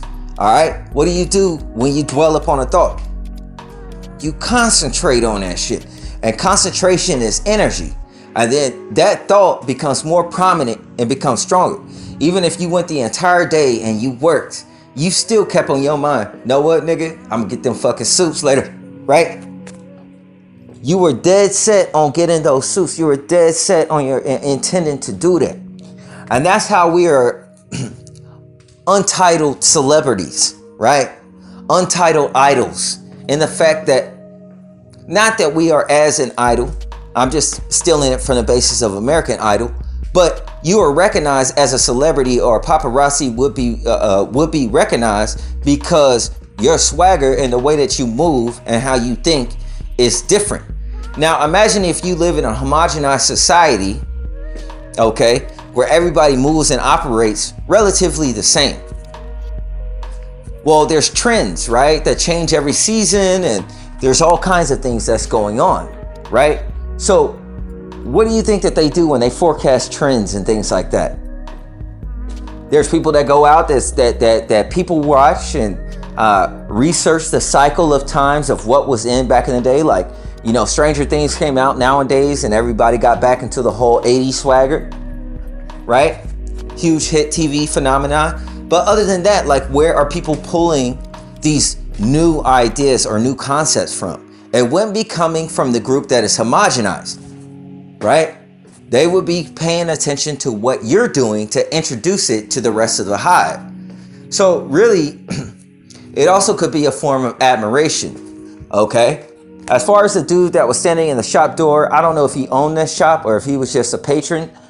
But the fact of the matter is, when you go in there and you pick up those soups, you know, it could be something as simple as, yeah, he picked up the thought and he was probably thinking like, I typically always get this shit when I come in here. Maybe I'll try something different. This dude, you know what I'm saying? He gonna get some soup. It happens that quickly and that easy. It's just that now, the fields in the earth, the electromagnetic fields, I would guess is stronger. You know, with all the natural disasters and things going on like that. So your thoughts and everything, especially the ones that you concentrate upon, right, can be transmitted to other people and they can pick up on that shit, right? Like I said, you assume everyone around you is human. That's a fallacy. All right. That's a fallacy. That's not true. And then 4D'ers, all right. I call them 4D'ers, but what people would call, extraterrestrials, right? They vibrate at a higher frequency. The frequency at which those spirits vibrate is on the same plane that resonates with your thoughts. Okay? So remember what I was telling you about the aura and everything like that, and all the changes in the earth. Obviously something is dramatic is happening in the earth. I don't know if you remember Oprah's slogan, evolve or die. And then that was a big whole thing. People used to wear shirts that say evolve and the whole nine. That was like an early 2000s things, after like 2005. That people were into that. And the fact of the matter is this, you know what I'm saying? Like, a lot of us that are targeted still have old modes of thinking. We're like 8 tracks. We're a remnant or a semblance of the old world, right?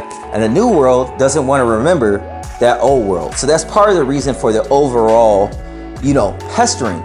But the fact of the matter is, in so much as I have dealt with it, the vast majority of the time, it has been nuisances. And the major drastic things that have occurred in my life, not always, but for the most part, was done by humans.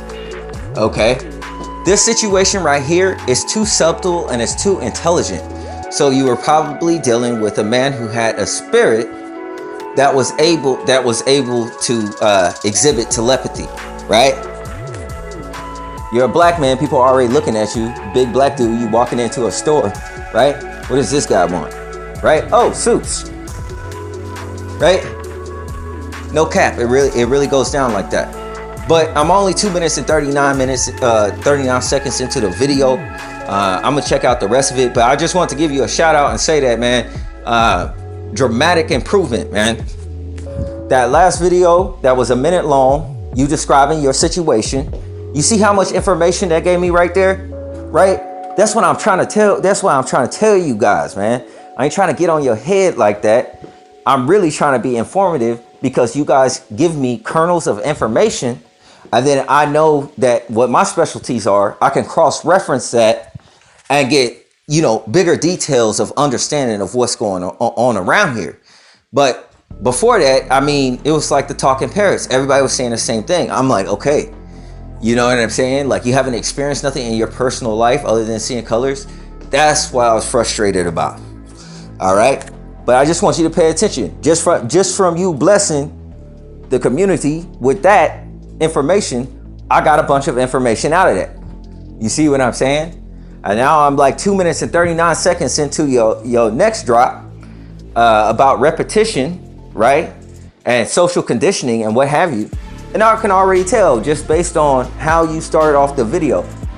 The rest of the videos can damn near go, man. Like, this right here, what you're doing right there, that's different. A lot of people's videos I look at, man, I get so fucking bored, man. You got a bizarre life that's really fucking crazy. Just talk about that shit. Talk about your life so I can hear about what did you experience? What did you experience when you went in for that job interview? How you were treated? What have you, so on and so forth. When you explain in detail these things out, even if you have nothing to say, then quite frankly, you leave a wealth of information, right? And it's up there for anybody else. If they experienced it, they could cross-reference with your experience and say, yeah, that's actually true. That happened to me also. You understand what I'm saying? So the fact of the matter, man, is I can see a huge improvement right off the bat. Because typically, and I'm not saying this to be facetious or be disrespectful, but as far as me, in terms of the teaching of scripture, when you have the Holy Spirit, you have the spirit of life. And if you notice, even just me talking and doing these podcasts or whatever, I'm exceedingly animated, right? I'm exceedingly animated. It's written in, I think, not Revelation. I think it's written in, I don't know. It might be James or Timothy. I'm not.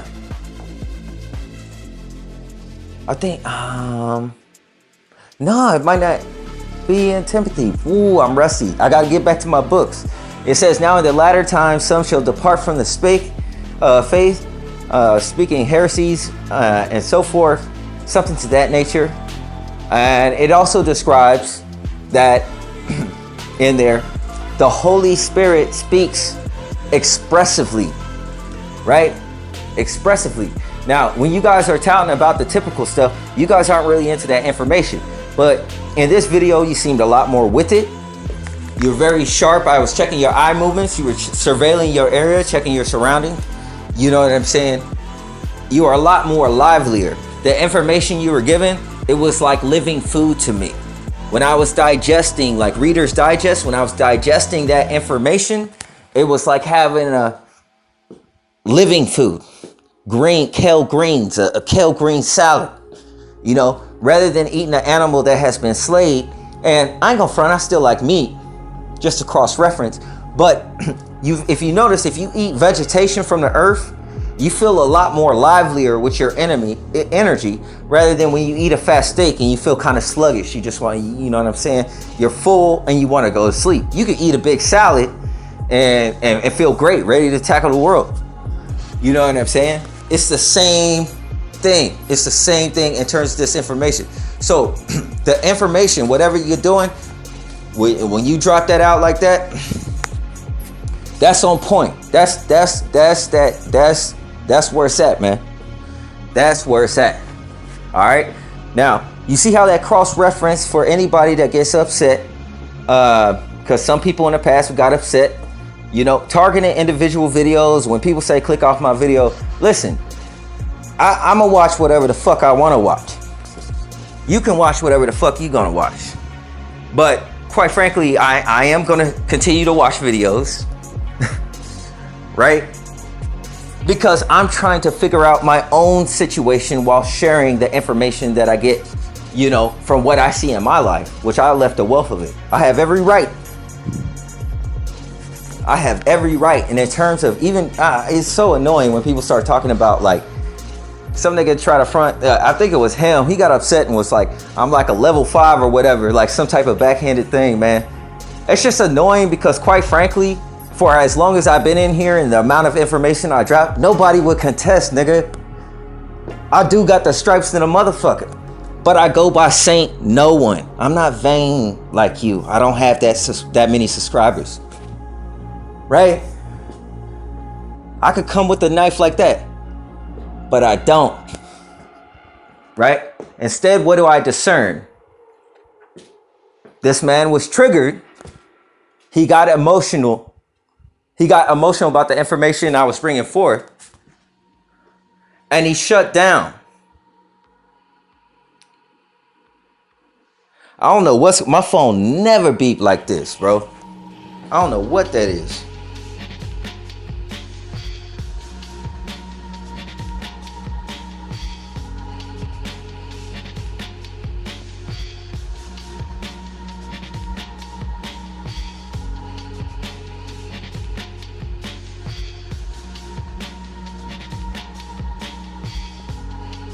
Okay, my bad. Sorry about that, you guys. Nobody ever calls me, bro. But somebody just called me. So yeah, man. I forgot what I was saying because that fucked my whole shit up. But the fact of the matter is I'd rather discern and see what's going on with that brother, either him. And what happens is when you put out information that people may be passionate about or get triggered by or have strong feelings by or whatever, then that anger, that emotion of anger takes over, okay?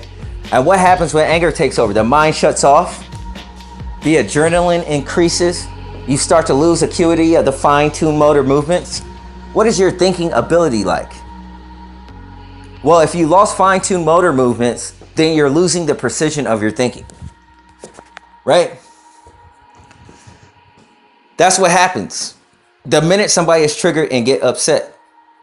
You know what I'm saying? And this is not to point out that brother or anything like that. It's just to say, man, you know, even this pertinent information is something that would, you know what I'm saying, help your situation if you were going to build your channel anyway. I don't give a fuck about that shit. I'm trying to figure out what's going on around me, right? So I can help more. I truly believe that a lot of people that are perps were first victims, right? I really try to get into and understand the anthologies and the histories of individuals before I automatically just classify them as a perp. Other than that, I just denote them as being I call them the gnats, because that's how they wander. They seem more mindless, and I'm not saying that to be offensive, but they seem more mindless or highly distracted than they seem vindictive or strictly looking out to get me. Now, there are those that are in there that are sprinkled in there that do that there too. You know what I'm saying? They exist too, right? But for the most part, people just they're just kind of wanderers. The Bible calls them wanderers, going to and fro, right? Their head is in a cloud and is filled with confusion and the lies and the narratives that they're spoon-fed, because they never go back to critically think about it, because they're tied up with obligation. They got kids, they got family, they got responsibilities and other things they need to handle. And we do too, but we're set right in front of this obstacle that we have to go through the obstacle in order to get to where we're going. They don't have to do that. All right. Now, hypothetically, if targeting did work on us, I still pose the point that we would be acting like them. So that's something for you guys to consider in terms of when you feel yourself getting angry, to have compassion for people, because we don't really know what happened to them. And it's happened on such a mass scale that it seems,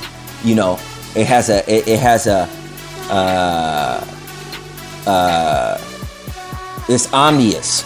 You know what I'm saying? It's everywhere at once. And what it is like, I want to bring up this thing that I seen, man. It's like some Nat Geo shit. Excuse me, hold on.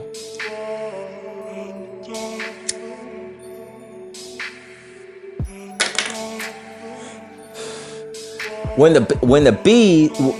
there is a beehive, when there is a hive and there is a bee in that hive that doesn't belong in that hive, then the rest of the bees go into a frenzy, because that other bee they do not recognize. Now, how do all the bees that are not immediately around the bee that is foreign to that hive, start going into a frenzy as well? They might not even see that bee.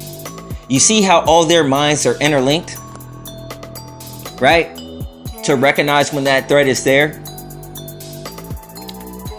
That's the same thing as us. When we walk into a building or a place or whatever, it's that spiritual part.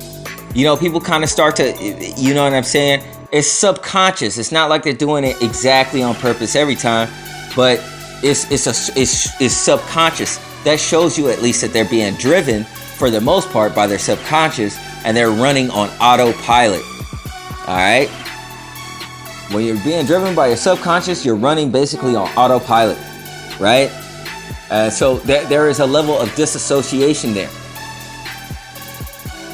Kathy O'Brien has that book, Transformation of America. I haven't read it, but the title speaks volumes in terms of what I see out in society. But anyways, I just say that I was just building off of this, brothers. I only watched 3 minutes, 39 seconds. One video was 1 minute, and I'm only 2 minutes and 39 seconds into this one. And I just want to say, man, like your videos has improved massively. That's how the shit is. When you kick off a video, you kick the fucking doors open. You kick the fucking doors open if you want. You do a cold open. That's what they call on TV show. You do a cold open. You shock the shit out of the fucking people you're talking to. And then if you want to slow down and regress, or take like a little, take a break in between there, then you do that. They're already, they locked in now. They dialed in. They want to hear what you want to talk about. Now, see how that cross-reference and talk about something that you interested in your channel? I just don't talk about it because that shit don't interest me. I got more of a technical, analytical way of thinking at these type of things. I'm really interested, We're all interested in the phenomena, but I know there's other hustles and struggles and shit that people go through, and I understand where you guys are coming from. It's just that my situation had gotten so crazy, you guys. I mean, you guys should already know, honestly. You know what I'm saying? It had got so crazy. I'm like, fuck all this shit. I'm trying to get to the bottom of what the fuck is going on with all these other people. Because one thing that I find interesting and why I'm so fascinated is the fact that I can understand myself, but when I go out into society and everything, I'm trying to figure out what happened to other people. All right? The minute that a certain marriage was approved, it was all of a sudden like the entire United States changed overnight.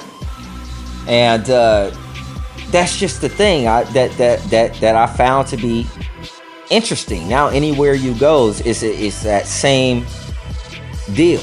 And I really don't, you know what I'm saying? I don't have any tripping or interest over it. It's just the fact that I'm looking at how quickly the entire environment changed after that was legalized. If y'all can follow what I'm talking about. It's like the whole script got flipped over. Like, real quick. You know what I'm saying? And I'm thinking, all right, was it always like that? Well, I think to myself, I don't remember it being like that at the 90s. You know what I'm saying? There were some stuff here and there that you would hear, but I mean, nobody really cared. Nobody really cared. It was just that when everybody's mind flipped like that, all right, like it was like some type of turnkey or a switch, that blew my mind, man. That blew my mind, because it was like all of a sudden now, it's like people are looking at you a certain type of way just because like you the old normal, not the new one. You understand what I'm saying? And it's like people want to be so woke and things like that, and so sensitized towards that when it just comes to your mere opinion or observation pertaining to that subject, people are so wired up to get so aggressive or to get so hostile. You know, pertaining to discrimination, it's just interesting how discrimination falls stronger onto that side, and you could just be minding your business. You ain't even doing that. You know what I'm saying? It's just like people automatically got a problem with you. It's like, damn, we all, you know what I'm saying? A lot of niggas missed the memo. All right. But as far as I don't remember what it was. I think it was last night. I caught a snippet of Young Still video. You know, he brought up a good point. You know what I'm saying? Yeah, you know what I'm saying? In terms of having an ego, yeah, I guess you do need a little bit of an ego, just as long as you know yourself very well. Because the ego is is more of a jigsaw fabrication of the personalities that have influenced you during the development of your character. That's really what that is. You know, it wasn't until that I got removed and I had to sit with myself for shit. Let's see, what is it? It's been well over a decade, okay? Where I have been under isolation for a minute, bro. A minute. You know what I mean? And when you sit with yourself, you start to know yourself really well and a lot better. And you really start to understand, you really start to develop your own character, not based upon any type of fabrications and facades. The ego is almost like a buffer or a veneer. All right? It's a layer of fat that's around you that gives you a little protection wall. And you define that very well in your video. I think the name of the video, for anybody who wants to check it out, is Young Steele's channel. Is called and I don't remember the order. It's Food Vibes Nature Herbs. Okay? Channel. Type those words out. Food Vibes VIBES. Food Vibes Nature Herbs.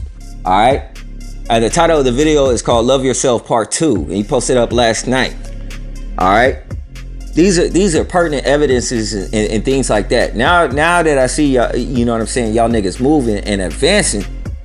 You know what I'm saying? Because before, you know, if you're in the kiddie pool, you just, you know, you remember back in the day, you know, niggas can't swim and shit, right? Back in the day, your parents, you know what I'm saying, your mom may get in the fucking swimming pool, you know she can't swim, but she try anyway. She get into water up to her knees, and then she starts splashing the water around. Remember that shit? Right? especially with sisters, you know what I'm saying, they don't want to get their hair wet and shit. I just figured niggas was playing with it. Like they wasn't really in it. They were just in more of speaking on targeting, trying to promote their channel. That shit was confusing as hell to me. Because for me, I'm isolating. This is what I have to solve. Like I'm literally at a dead end and brick wall, like I have been several times. They give you impossible things that you just can't get through, right? For me, my strength was in my faith, all right, my Christian faith, and that's how I got through. Like miracles happen every time. There's a miracle happening right now. I've been walking on miracles, man. I'm gonna be honest. You know, it's an elevated height, because I would not be able to survive right now. There's no feasible way that I would be able to survive based on the condition that they blacklisted me in. You understand? And look, I'm shadow banned. I ain't fucking Edward Snowden, for heaven's sakes. I'm talking about shit that they show on the news. It's just that I discern, my mind be like a laser ray. I cut straight through there. It used to be back in the day when I post up a video on some shit, president would get on and talk about that same topic the next day, and I could tell that nigga done seen my video or knew somebody who watched my video, and he addressed it. This happened several times, man. Several times. So with that being said, man, you know, considering my view count, when you look at my view count and it's like, I don't know, at best, you know what I'm saying, maybe 20, 30 views, which I don't care about. But it gets real strange, and I know YouTube is lying on the algorithm because, you know what I'm saying? People get up on the news, start talking about some shit that I posted, and certain words they would say, I'm like, nah, they directly got that shit from my channel, right? So you guys got to be careful with what information you put out here. You know, there's some niggas out there that all they look for is for any reason to get you hemmed up or fucked up for some shit. Remember that Crip Mac story I told you about earlier in an earlier segment? His Crippin' homies, his own set, jumped the living shit out of him for some shit that he posted online when he was a damn child. They went back, and you know your timeline feed only goes back so far before it becomes a whole bunch of work. Yeah, they went through all that work and labor, right? So, did they just stumble across it? Were they a huge Crip Mac fan being in the same set? Or were they putting in work to put in a different type of work? You see what I'm saying? These are the things that I'm talking about, that I'm trying to warn you of, you guys of, before some shit happens later on down the road. All right? That's all I'm trying to do. All right? I don't know if any of you niggas is Mason. I'm going to be very clear with you niggas.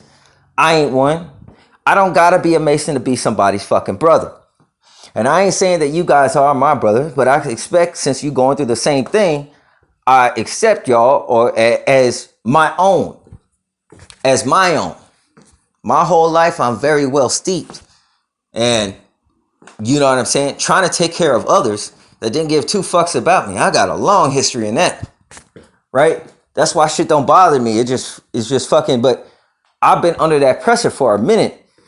So, you know what I'm saying? What people have to say or whatever, like I really, you know what I'm saying? I can take it to heart without being offended by it. You know what I'm saying? I could take it to heart. In other words, observe it, consider it without being offended by it. Because everything they say extra outside of what is pertaining to the detail, I'm totally not interested in. Telling me about myself or talking bad about me, totally not interested in myself at all. Not interested. There's too many other things to look at and to study. You know, I have an inquisitive mind. That's probably a big deal of it. But with that being said,